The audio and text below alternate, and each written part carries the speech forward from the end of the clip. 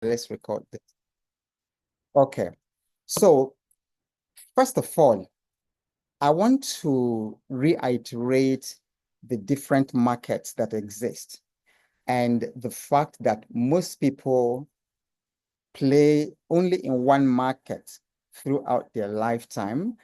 And when you play only in one market, you don't experience the kind of financial possibilities that you could if you play in all the markets. So we have the labor market.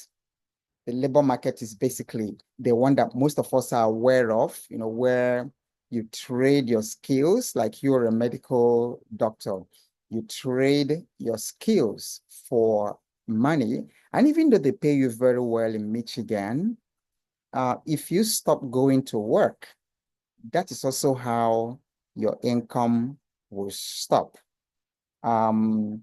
So there is a one-to-one relationship between your effort, between your physical presence, and also earning money.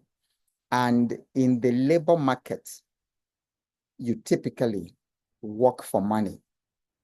So the labor market is usually where many of us enter the financial world, because we first of all go to school, and then when we come back, we get a job. And that's a very excellent entry, because our job is really a very, very good gift.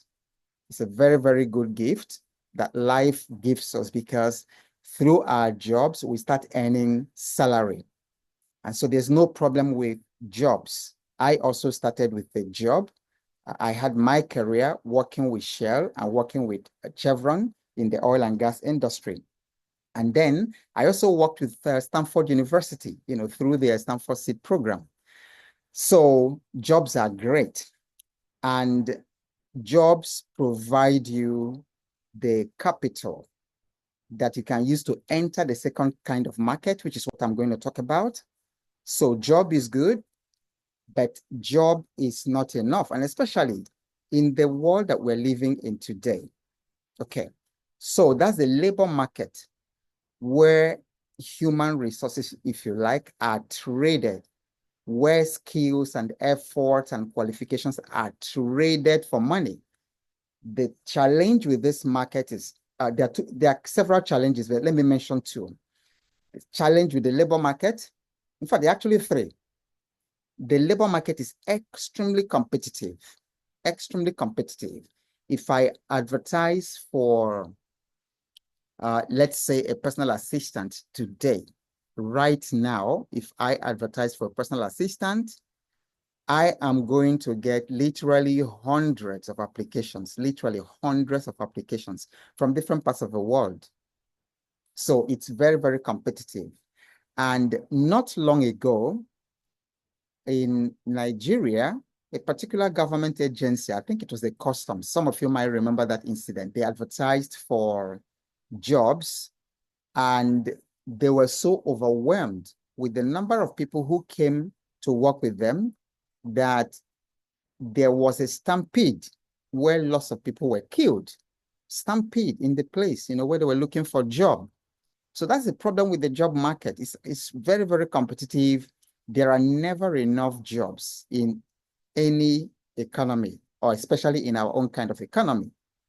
So that's the challenge with that market, number one. Number two is that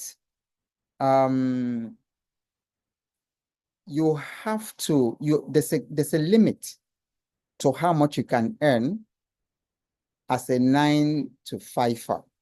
There's a limit, there's a cap. You do not have any control over what you earn. Someone else determines what you earn. So if you work in a proper organization, like myself in Shell, I couldn't wake up any day and tell Shell, okay, I needed to increase my salary. I needed to double it or to triple it. There were HR rules. There are levels. Level 7, as of the time I was there, entry level 7. Then you go to level 6, you go to level 5, you go to level 4, go to level 3, to 2, to 1, and all that. And you don't determine that. That's not in your hands. So in the labor market, you are not in control In a sense, you are in control of your career growth, but that control is within the control of the organization that employs you. In other words, you can move, like some of us in the companies were called high flyers, but you can't fly above the ceiling that the organization gives you. So these are the challenges, with the labor market. The third challenge is it's not just that it's competitive, which is the first challenge. Number two, it's not just that it is that you don't really have control over how much you earn. You might earn a lot of money. There are people who are earning $500,000 in their jobs. There are people who are earning $1 million, but you are not the one that determine what you earn. And there are people earning as low as, $16 per hour. Okay. Now, the third one is that in the labor market, if you're playing in the labor market alone, the third disadvantage with that is that when you are not present, you have to be physically present. When you are not physically present, you can't earn money. So you have to work for your money. They paid me well in Shell. They paid me very well in Chevron, but I had to work for it. The day my father died, I was at work in Chevron. Okay, so yeah, they can give you compassionate leave, but typically your time is not your own. Your time belongs to the people paying for it. I wanted to be there, by my father's side as he was taking his last breath. But because I play in the labor market and the labor market plays by its rules, I couldn't, I wasn't there when my precious father, my mentor, my hero, my leader, my role model, my real daddy, when he was leaving the earth. I wasn't there. Why? Because I was at job. He was ill. And then typically I wanted to be with him, but I couldn't because I had work and I had deadlines in the office. And then even when your loved one dies, you can only be given a few days compassionate leave. And then if it is, I don't know how many days or weeks they give you in the United States. I think if I remember correctly, then in Chevron, I don't remember correctly. I think it was like 3 days or 5 days or something like that. And then you have to come back to work. So the labor market is not emotional. So you've got to be there. I think another fourth disadvantage with the labor market is what happens to you after you finish working. So you work and work 20 years, 30 years, 40 years, and then you still have to depend on whatever institution, or if you're a civil servant, you depend on the government for the rest of your life, for your pension. So you still don't have control. So you have 70-something-year-old people who every month they have to wait for a check that comes from somewhere. That is terrible, And then in the advanced societies, it even works. You probably get your checks, get your social security payments regularly, and things work there. But here in Nigeria, people have died in their 80s waiting for their pensions for 20 years and it was never paid. So it's a lot of gamble. It's a lot of gamble. Then the fifth problem with the labor market is that you can't transfer that job. It's not a legacy. Okay, so you are the chief engineer in Ministry of Works. Yeah, when you die, that's it. Another person will be promoted to chief engineer. So you're not going to hand it over to your first son. It doesn't work that way in the labor market. Now, this is why I like the second market.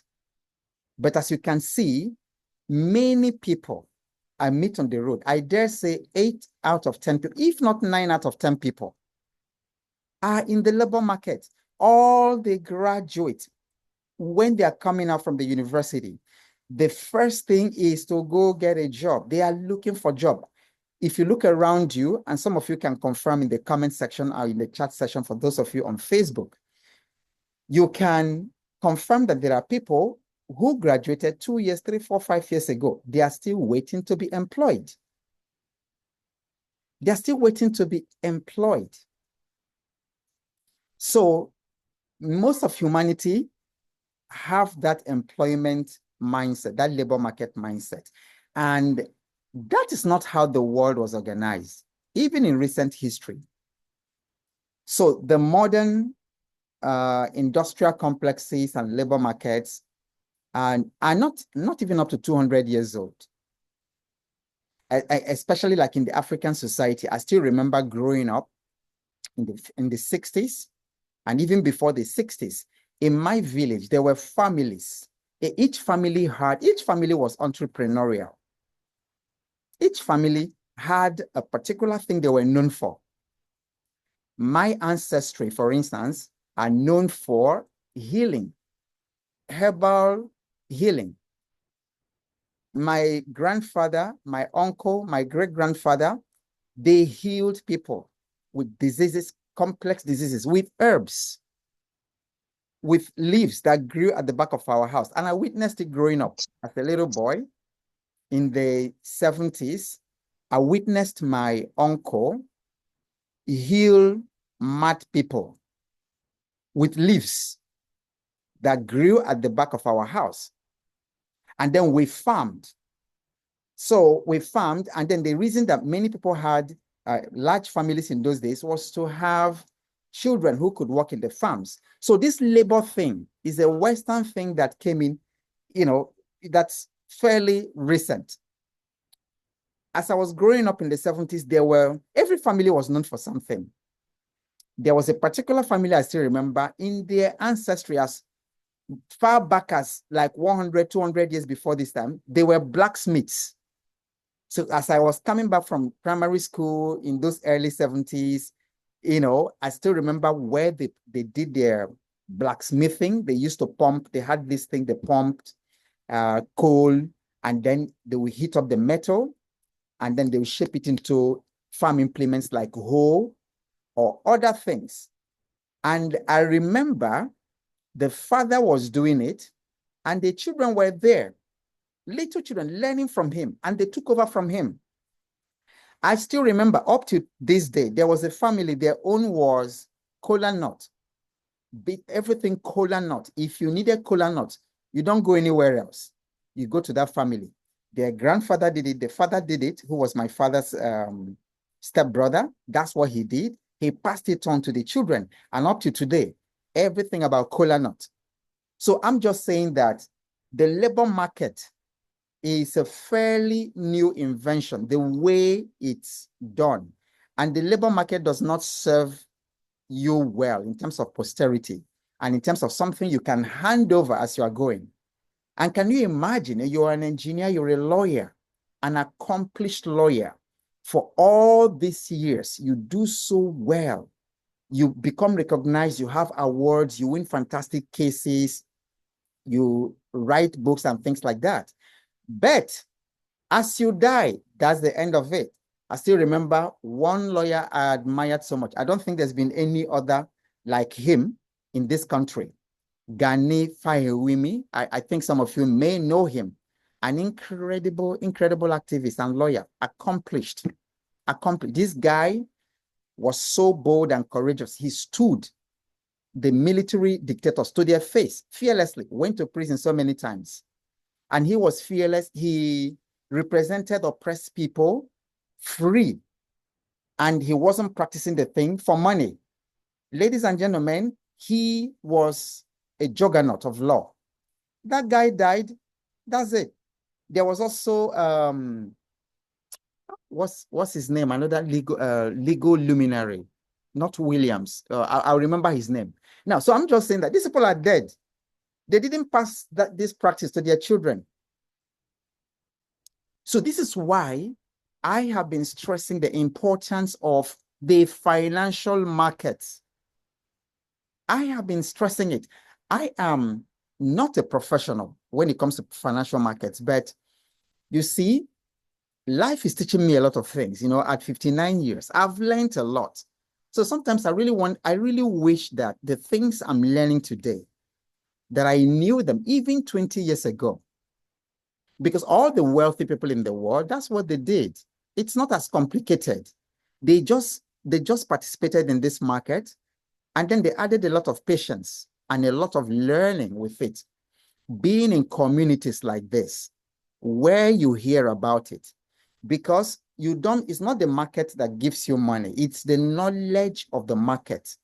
I've been stressing this over the years to my audience and to the people I'm coaching. The problem is not there's money in the market. The currency market, the Forex market today, at least $5 trillion exchanged hands, institutions, retail traders today. How much of it did you catch? Now, you didn't catch it. I didn't catch it because you and I don't know. We don't know about it. So knowledge is so important. And then this thing I'm doing every single day, I committed to do it for 1,000 days. So it means this is going to happen until August 2027.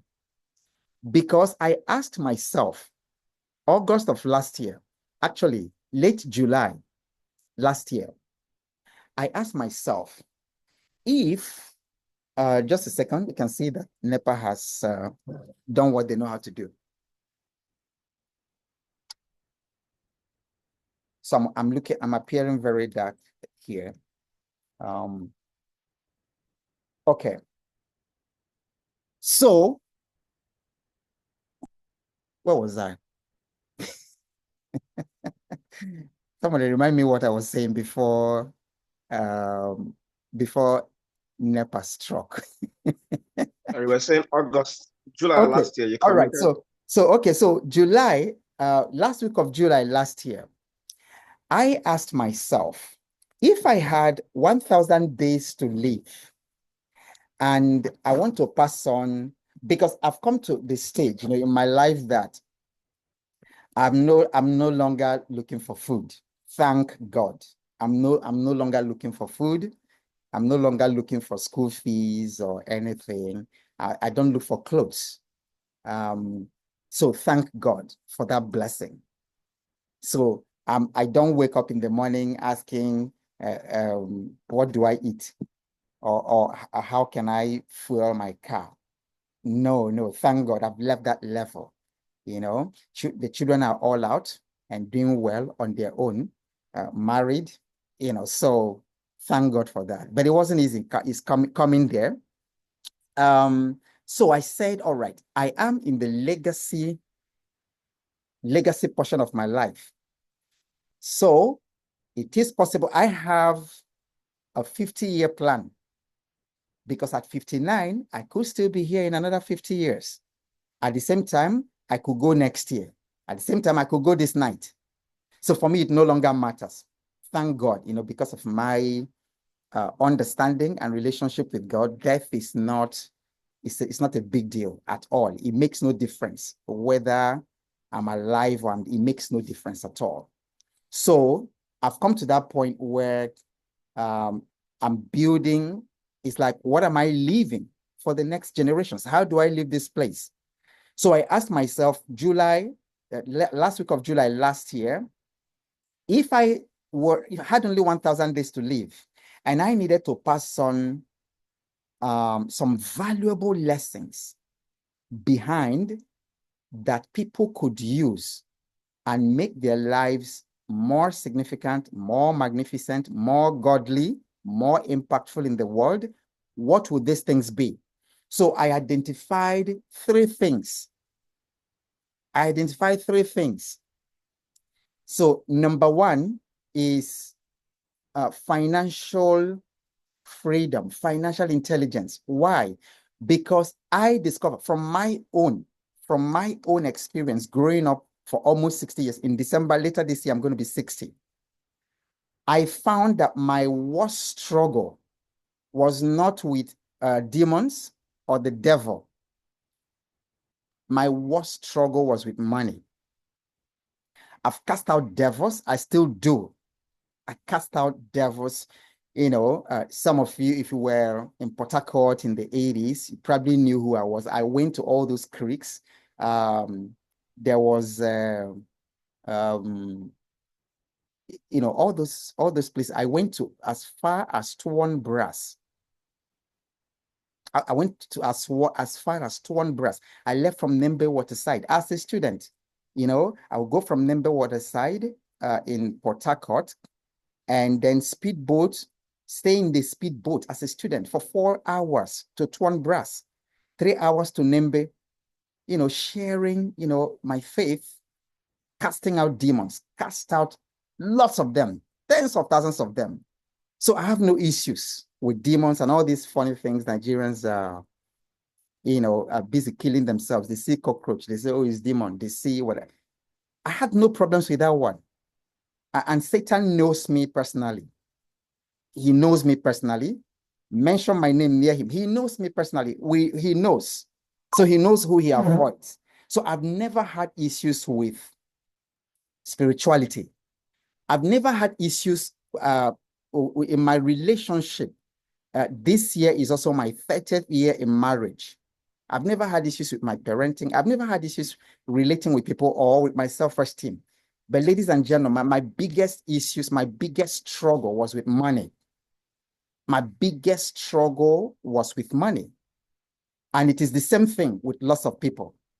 Okay? My bitterest struggle was with money. And I'm going to tell you why. Just give me a second.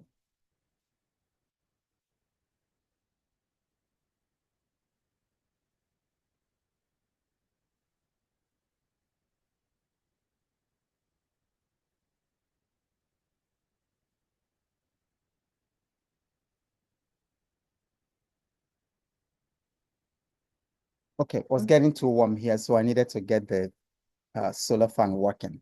So, and the reason was it had many levels why I struggled with my finances. It had many levels, and then it set me back by at least 20 or 30 years, my lack of financial intelligence. The first level of my struggle was, the religious background I had, which I've since had to renounce because growing up, my religious tradition taught that money was evil. It taught that rich people will go to hell and then poor people would go to heaven. That was, as a little child, each time I went to church, they were drumming. It was particularly bad, like in the 70s. And then they would always come up with the story of Lazarus and the rich man. And they pumped it into my head so much that I grew. By the time I was working with Shell, I was earning so much money. I went to Chevron. I earned even much more money because by the time I left Shell to go to Chevron, I said to Chevron, pay me 3 times. And Chevron paid almost 3 times what Shell was paying me. I worked with Chevron for 6 years. And then I said to Chevron, Shell came back. They wanted me. I say, Shell paid me double what Chevron was paying me. So I made so much money. But guess what? At the end of the month, I never knew where that money went. It was bad. Some of you have heard my story because there's a YouTube video where I told you how one day as a Chevron staff, my wife woke me up in the morning. When a wife wakes you up very early in the morning, around 2 or 3 a.m. in the morning, taps you on the shoulder and say, sweetheart, wake up. We have to talk. You know that, men, you know what I'm talking about. You will shake. So she woke me up this day. So I still have sleep in my wife said, my wife, some of you know my wife, she doesn't talk. She doesn't talk much. She doesn't stress herself, doesn't stress me, doesn't stress anybody.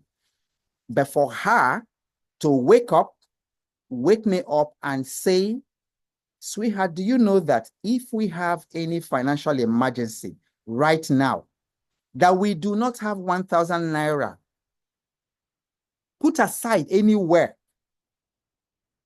that we can run to?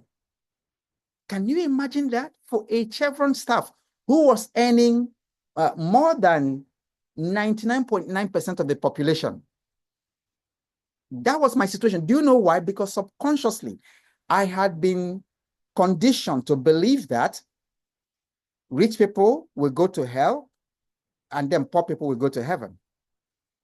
So it took me years of deprogramming myself that what sends you to hell is not money, that what is evil is not money. It is the love of money. You know, and some of us just say it with mouth, but in our head, we still see money as something evil. That thing set me back by a long, long degree. And so I didn't know. The day Chevron released an app, an intranet, you know, the internet is not what was not then as advanced as it is today. So they developed this internal intranet, this internal app, well, we call it app now, but I don't think it was called app in those days. But you go into that app, key in your staff number, and you can see all the money that the company had paid since you joined.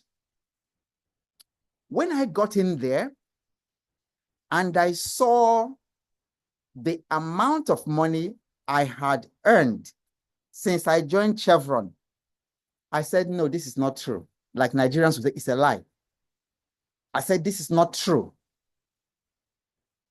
But then I started going line by line. The times I went to the United States, the per diem that they paid me, the times I went to Escravos offshore to work, the per diem they paid me, the salaries, the bonuses over the years. Good God, I said, this amount of money passed through my hands and I did nothing with it. So the lack of financial intelligence set me back by a long shot. Okay, so now what started changing my life was my introduction to the financial markets. And I found that the advantages or the disadvantages of the labor market, that the financial market actually erases all those disadvantages. But before I go to the financial markets, let me say I've talked about the disadvantages of the labor market. I mentioned that it's very, very competitive. And because it's so competitive, people usually, like in the office environment, if you've worked in an office environment, people blackmail each other, they lie, managers are toxic. There are all kinds of things in the workplace. Yeah, because it's a red ocean. I mentioned that the other disadvantage is that you always have to be physically present. Anytime you stop going to work, that's when your money stops. You have to continually trade your time, your energy, your skills in order to make money. I did mention that it is not transferable. So you might rise to become the CEO of your company, but the day you die, that's it. It's not transferred. I mentioned also that you do not have control over your earning. Somebody else determines how much you earn. There's a ceiling, there's a cap. You can't earn beyond what the organization can pay. But there's one major advantage of the labor market. The labor market provides you with your seed capital. Everybody type seed capital in the comment section. Those of you on Facebook and those of you in the comment section, just interact with me a little bit on Zoom. Type, what did I say you should type? Capital, seed capital, okay? Seed capital. Everybody type seed capital. So I want you to know that the major blessing of your job, for those of us who have jobs, is capital. Remember in your basic economics, they said they were talking about factors of production. Okay, does anybody remember? Just type it if you remember. Type it on Facebook. Those of you on Facebook, type it on the comment section on Zoom if you remember. What are the factors of production that we were taught in primary school? So you have land, you have labor, you have capital. I believe there were three of them. Okay. And this thing is so important because most of us do not have land. Most of us were not born with land.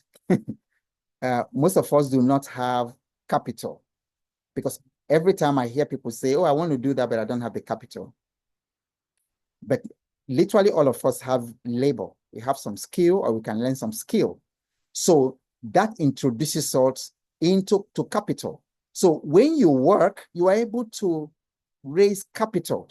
Now, the mistake I made, which is the mistake that you younger folks are making, the mistake I made was that I saw salary as something you spend. I did not know that my salary was capital that was supposed to lift me to the next level. So it is a sin to spend everything you earn, no matter how small it is, because that thing giving you every salary you get, every money that comes into your bank account has two parts. The first part is seed. The second part is bread. This came from the wisdom of a prophet called Isaiah, who said that God gives bread to the eater and seed to the sower. So your salary has two parts. It has bread, that's the one you use for your living expenses. It has seed. What do you do with seed? You plant seeds to multiply. But what happens? Many of us eat our seed, eat our bread. And I'm not talking about this, what these religious people are preaching as seed. Seed is your capital to invest and multiply. And what are people doing? You have been working for 10 years, 15 years, nothing to show for it. Why? Because a lot of people come to my DM to say, oh, I've been a civil servant. I've been working this year will make it 22 years. And there's nothing to show for it. Do you know why? Because you've been cannibalizing your capital. You've been cannibalizing your capital. I did the same thing. Every summer we were traveling, I was traveling. I don't regret those travels, but I could have been a little bit wiser. We'll travel to the United States, we'll travel to UK, the whole family, just have good time.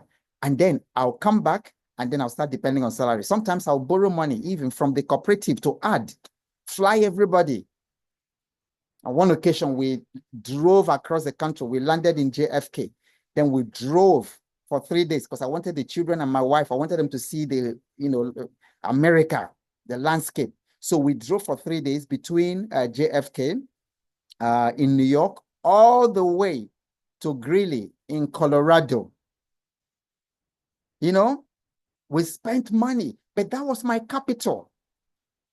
If I had known then what I know today, I should have invested that money and then let the dividends, the yield, or the capital appreciation of that investment to fund those holidays. But I cannibalized it. Now, the seed is eaten. And I can repeat those, after I left Chevron, I couldn't repeat those trips. I couldn't repeat all those travels to America, to Europe. I just wake up and tell them, everybody get ready. Okay, next, this thing, we are going to such and such a country. And I was doing it with my seed. This is why you work for 25 years and then you come out and there's nothing to show for it. You cannibalize your capital. So I'm going to round off because I'm going into another meeting in 7 minutes.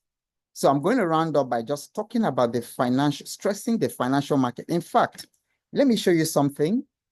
Let me just show you something. Because most of us are not, you are where I was. Many years ago, I didn't know these things. So this was a headline in the papers today. This was a headline. Foreign investors, when they start coming here, then you know that there's something here. Foreign investors' participation in the Nigerian stock market, you can read it, that's the whatever, in the Nigerian stock market is up 107.5% to 852 billion. What are you doing? You're missing out. You're missing out if you're not playing in this market. And then the other day, I showed you guys my portfolio. For some of you who were not there, I think I might have it. So there's a whole lot going on. There's a whole lot going on in this market. In January alone, I was showing you people, let me see if I can see what I shared with those who joined earlier. So the market depth is huge. It's huge now. I can see that. I can see that. I can show that tomorrow. So it's huge. So during the financial fitness challenge, which I see a couple of you here are already there. Then some of you have actually gone through it. But this particular one, there are two things we're going to focus on. I want to gradually stress people's participation in the financial markets because it has helped me a lot. My portfolio is not as large as I would want it to be, but I met my goal last year, and I've set a goal for this portfolio by the end of this year. The reason is this is something I can pass on to my wife and my children, which you can't do. You can't pass on your job. And I don't even know whether your pension, whether they pay pension when people die. I don't know. I'm not very educated on such things. So, but you can pass on, I can pass on this for to my children, and to not even to my children because they are okay, but to my children's children. You can pass it on. There are people who, I know a particular family. The daughter-in-law told me, the man is old. I think the man is like in his 90s. Extremely, if you're counting like the top 20 wealthiest families in Nigeria, you will mention, if I mention their name, many of you will know them. This old man is so rich. You can imagine if you start these things and then compound it for somebody who is in his 90s. He turned 90 recently. But you see, the daughter-in-law was telling me that, which is also a very popular woman, if you know her. She was telling me that every year that the tickets, that because the man has been chairman of some of these big companies. So the perks, what he gets as the chairman of board of these companies, he said that one particular company gives him at least 20 flight tickets, first class, every year. Another one brings cash, but he doesn't go anywhere. So he just passes it on to his family. It's all because of investments in the financial market. Okay, so we will continue this conversation tomorrow. I'll tell you more about the other market, which I also started playing in this year, and that really has to do with the raw materials market, agriculture. Because I don't know which part of the world you're living in right now, but you can see that food prices have been doing interesting things. And it's going to continue to some degree. And when they pay you, even if they increase your salary in the office, you will come and give it to us farmers. You give it to people because you have to eat, you know. So I will talk about that market a little bit also. But this is where we've got to hang it for today. So in summary, there are 4 markets. Today I talked about 2, the labor market and the financial markets. And I'm encouraging everyone to start playing in the financial markets. The labor market is excellent because it gives you the seed capital to begin to multiply your money and plan for the future and for the future of your children, your wife or your spouse, your family.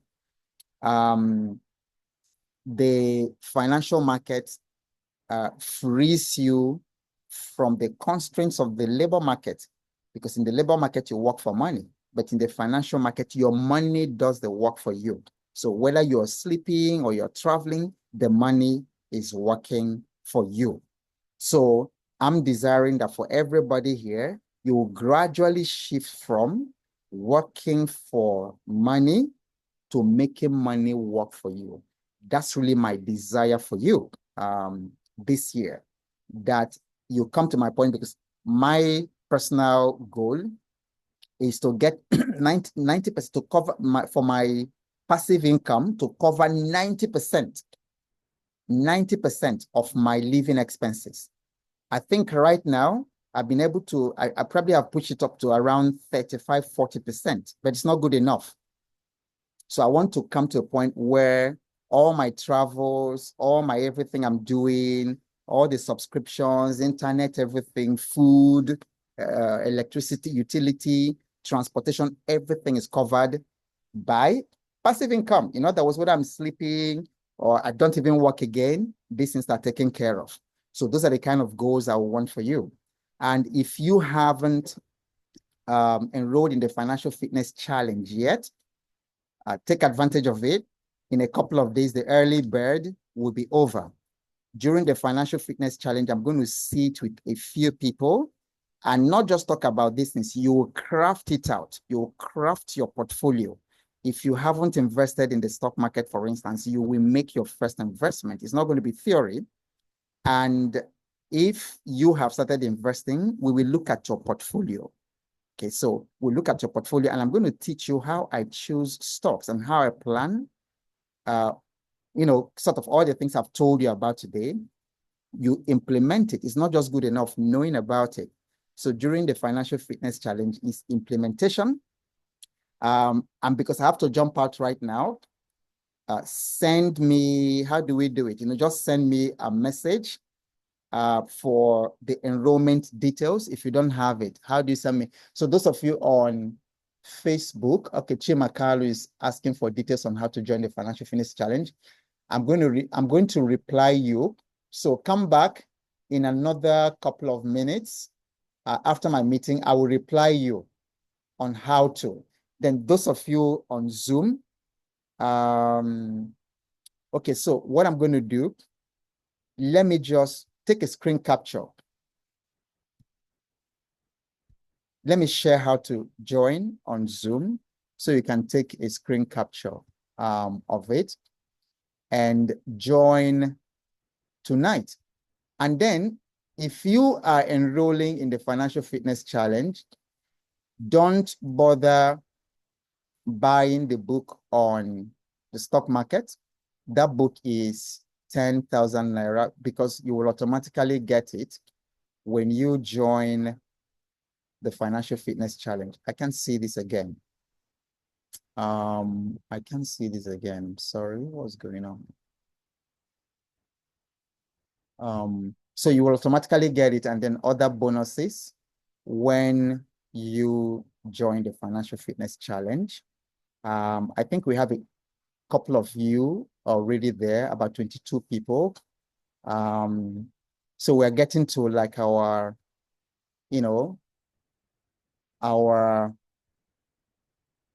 good spot where we have 25, 30 people who I'm going to work with directly on that date. So what I want you to do is screen capture this quickly. Just take a picture. This is how you join the Financial Fitness Challenge. For those of you joining from outside the country, we have a couple of you already. Dr. Eli is joining from Liberia. I think we have someone from Zambia. We have a couple of people from the United States. All right, so just do that. And I will see you same time tomorrow. So tomorrow, I'm going to the farm for my second yam harvest. So I think we still hold it at 8 p.m. tomorrow. But if we come back from the farm on time, we will do 7:30. So just always watch for the information for the new date on Facebook. All right, so thank you all for being here tonight. I hope you found some value and something that you can take and discuss with your spouse today and start implementing tomorrow. But more importantly, I would like to see you guys in the Financial Fitness Challenge. And then whatever happens, keep showing up because you have no idea what's coming your way next. And I'll see you exactly same time on Zoom, same Zoom link tomorrow. Good night. Good night. Thank you.